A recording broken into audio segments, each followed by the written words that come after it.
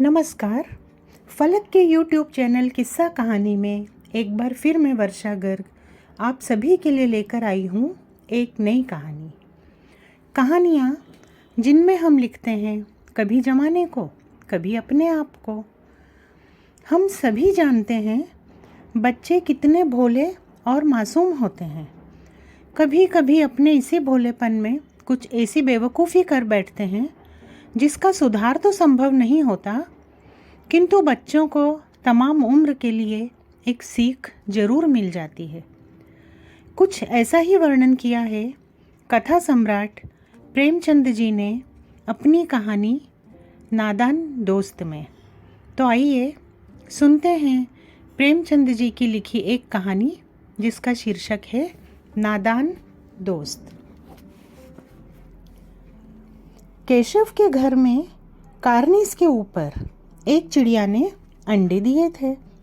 केशव और उसकी बहन श्यामा दोनों बड़े ध्यान से चिड़िया को वहाँ आते जाते देखा करते। सवेरे दोनों आंखें मलते कार्निस के सामने पहुँच जाते और चिड़ा या चिड़िया दोनों को वहाँ बैठा पाते।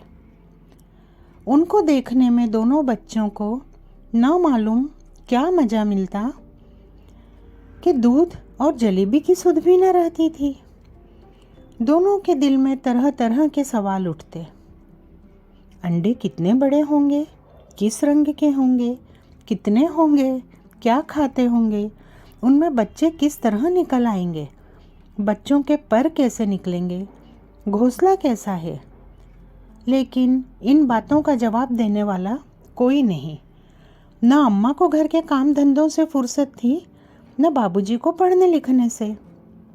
दोनों बच्चे आपस ही में सवाल जवाब करके अपने दिल को तसल्ली दे लिया करते थे।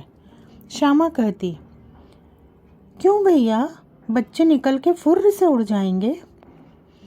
केशव विद्वानों समान गर्व से कहता, नहीं रे पगली, पहले पर निकलेंगे, बगैर परों के बेचारे कैसे उड़ेंगे। श्यामा, बच्चों को क्या खिलाएगी बेचारी। केशव इस पेचीदा सवाल का जवाब कुछ न दे सकता था। इस तरह 3-4 दिन गुजर गए। दोनों बच्चों की जिज्ञासा दिन दिन बढ़ती जाती थी। अंडों को देखने के लिए वे अधीर हो उठते थे। उन्होंने अनुमान लगाया कि अब जरूर बच्चे निकल आए होंगे। बच्चों के चारे का सवाल अब उनके सामने आ खड़ा हुआ। चिड़िया बेचारी इतना दाना कहाँ पाएगी कि सारे बच्चों का पेट भरे। गरीब बच्चे भूख के मारे चूं चूं करके मर जाएंगे। इस मुसीबत का अंदाज करके दोनों घबरा उठे। दोनों ने फैसला किया कि कार्निस पर थोड़ा सा दाना रख दिया जाए। श्यामा खुश होकर बोली, तब तो चिड़ियों को चारे के लिए कहीं उड़कर न जाना पड़ेगा ना। केशव, नहीं, तब क्यों जाएंगी। श्यामा, क्यों भैया, बच्चों को धूप न लगती होगी। केशव का ध्यान इस तकलीफ की तरफ न गया था। बोला, जरूर तकलीफ हो रही होगी, बेचारे प्यास के मारे तड़पते होंगे, ऊपर कोई छाया भी तो नहीं। आखिर यही फैसला हुआ कि घोंसले के ऊपर कपड़े की छत बना देनी चाहिए। पानी की प्याली और थोड़े से चावल रख देने का प्रस्ताव भी स्वीकृत हो गया। दोनों बच्चे बड़े चाव से काम करने लगे। श्यामा माँ की आंख बचाकर मटके से चावल निकाल लाई। केशव ने पत्थर की प्याली का तेल चुपके से ज़मीन पर गिरा दिया और उसे खूब साफ करके उसमें पानी भरा। अब चांदनी के लिए कपड़ा कहाँ से आए। चांदनी मतलब थोड़ी थोड़ी हल्की छाह। कई जगह छाया के लिए चांदनी शब्द का उपयोग किया जाता है। अब चांदनी के लिए कपड़ा कहाँ से लाएं? फिर ऊपर बगैर छड़ियों के कपड़ा ठहरेगा कैसे और छड़ियाँ खड़ी कैसे होंगी। केशव बड़ी देर तक इसी उधेड़-बुन में रहा। आखिर उसने इस मुश्किल का हल भी कर ही लिया। श्यामा से बोला, जाओ, जाकर कूड़ा फेंकने वाली टोकरी उठा लाओ, अम्मा जी को मत दिखाना। श्यामा, वह तो बीच से फटी हुई है, उसमें से धूप न जाएगी। केशव ने झुंझला कर कहा, तू टोकरी तो ला, मैं उसका सुराख बंद करने की कोई हिकमत निकालूंगा। श्यामा दौड़कर टोकरी उठा लाई। केशव ने उसके सुराख में थोड़ा सा कागज़ ठूंस दिया। तब टोकरी को एक टहनी से टिकाकर बोला, देख, ऐसे ही घोंसले पर उसकी आड़ कर दूंगा, तब कैसे धूप जाएगी। श्यामा ने दिल में सोचा, भैया कितने चालाक हैं। गर्मी के दिन थे, बाबूजी दफ्तर गए हुए थे। अम्मा दोनों बच्चों को कमरे में सुलाकर खुद सो गई थी। लेकिन बच्चों की आंखों में आज नींद कहाँ। अम्मा जी को बहलाने के लिए दोनों दम रोके आंखें बंद किए मौके का इंतजार कर रहे थे। ज्यों ही मालूम हुआ कि अम्मा जी अच्छी तरह से सो गईं, दोनों चुपके से उठे और बहुत धीरे से दरवाजे की सिटकनी खोलकर बाहर निकल आए। अंडों की हिफाजत की तैयारियां होने लगीं। केशव कमरे से एक स्टूल उठा लाया, लेकिन जब उससे काम न चला तो नहाने की चौकी लाकर स्टूल के नीचे रखी और डरते डरते स्टूल पर चढ़ा। श्यामा दोनों हाथों से स्टूल पकड़े हुए थी। स्टूल चारों टांगे बराबर न होने के कारण जिस तरफ ज़्यादा दबाव पाता था, जरा सा हिल जाता था। उस वक्त केशव को कितनी तकलीफ उठानी पड़ती थी, यह उसी का दिल जानता था। दोनों हाथों से कार्निस पकड़ लेता और श्यामा को दबी आवाज़ से डांटता, अच्छी तरह पकड़, वरना उतरकर बहुत मारूंगा। मगर बेचारी श्यामा का दिल तो ऊपर कार्निस पर था। बार बार उसका ध्यान उधर चला जाता और हाथ ढीले पड़ जाते। केशव ने ज्यों ही कार्निस पर हाथ रखा, दोनों चिड़ियाँ उड़ गईं। केशव ने देखा कार्निस पर थोड़े तिनके बिछे हुए हैं और उस पर 3 अंडे पड़े हैं। जैसे घोंसले उसने पेड़ों पर देखे थे, वैसा कोई घोंसला नहीं था। श्यामा ने नीचे से पूछा, क्या ये बच्चे हैं भैया? केशव, 3 अंडे हैं, अभी बच्चे नहीं निकले। श्यामा, जरा हमें दिखा दो भैया, कितने बड़े हैं। केशव, दिखा दूंगा, पहले जरा चीथड़े ले आ, नीचे बिछा दूं। बेचारे अंडे तिनकों पर पड़े हैं। श्यामा दौड़कर अपनी पुरानी धोती फाड़कर एक टुकड़ा लाई। केशव ने झुककर कपड़ा ले लिया। उसकी कई तह करके उसने एक गद्दी बनाई और उसे तिनकों पर बिछाकर तीनों अंडे धीरे से उस पर रख दिए। श्यामा ने फिर कहा, हमको भी दिखा दो भैया।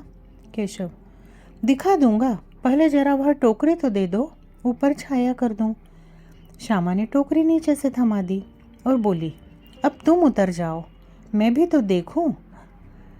केशव ने टोकरी को एक टहनी से टिका कर कहा, जा, दाना और पानी की प्याली ले आ, मैं उतर आऊं तो तुझे दिखा दूंगा।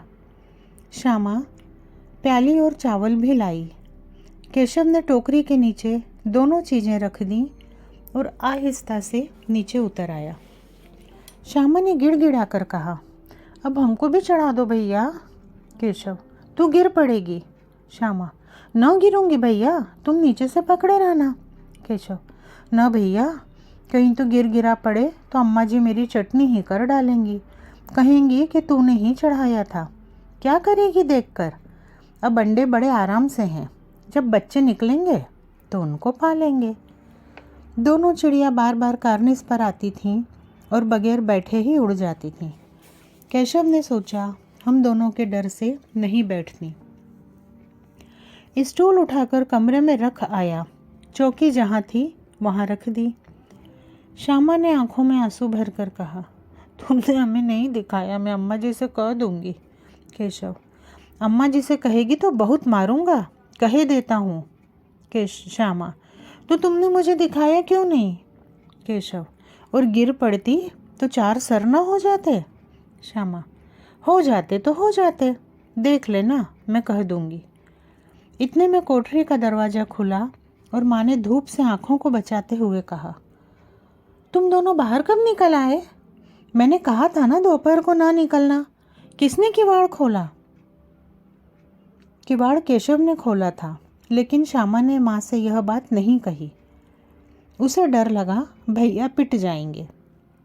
केशव दिल में काँप रहा था कि कहीं श्यामा कह न दे। अंडे न दिखाए थे, इससे अब उसको श्यामा पर विश्वास न था। श्यामा सिर्फ मोहब्बत के मारे चुप थी या इस कसूर में हिस्सेदार होने की वजह से, इसका फैसला नहीं किया जा सकता। शायद दोनों ही बातें थीं। माँ ने दोनों को डांट डपट कर फिर कमरे में बंद कर दिया और आप धीरे धीरे उन्हें पंखा झलने लगीं। अभी सिर्फ 2 बजे थे। बाहर तेज लू चल रही थी। अब दोनों बच्चों को नींद आ गई थी। 4 बजे यकायक श्यामा की नींद खुली। किवाड़ खुले हुए थे। वह दौड़ी हुई कार्निस के पास आई और ऊपर की तरफ ताकने लगी।